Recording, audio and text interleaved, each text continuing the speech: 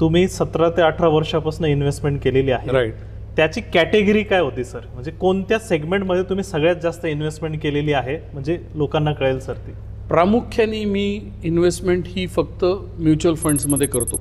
Okay. आत्तापर्यंत मी कधीच इतर इन्व्हेस्टमेंट्समध्ये गेलेलो नाही आहे. माझ्या वडिलांनी कधीतरी PPF अकाउंट काढलं होतं मी लहान असताना. ते मी त्यात 20-25 हजार रुपये जे टाकले होते ते मी गव्हर्नमेंटला दान करून टाकले.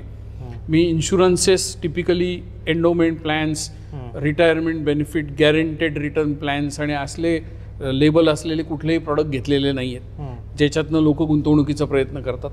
आणि I have never done a FD in my life. I have only focused on mutual fund. त्याचं कारण असं की हा एकमेव ॲसेट असा आहे ज्याच्यामध्ये आपल्याकडे 60 वर्षाचा डेटा आहे, एव्हिडन्स आहे की चांगले रिटर्न्स जनरेट करतो. 3 रेग्युलेटर्स आहेत.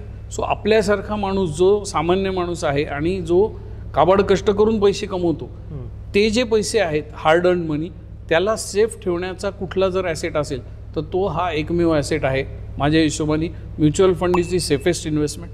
थोडासा आपण अभ्यास केला तर you can invest for the long term. मी 2005 साली गुंतवणूक सुरू केलेली आहे. 3,000 रुपयांनी इन्व्हेस्ट केली आणि आज तागायत मी ती इन्व्हेस्टमेंट कंटिन्युअसली वाढवतच गेलो आहे. कुठलंही असं एक वर्ष नाही की मागच्या वर्षीपेक्षा मी कमी इन्व्हेस्टमेंट केली. सातत्य ठेवलं आहे मी. सुरुवातीला 1-2 झाडं होती, आता आमराई झाली असं मी म्हणेन.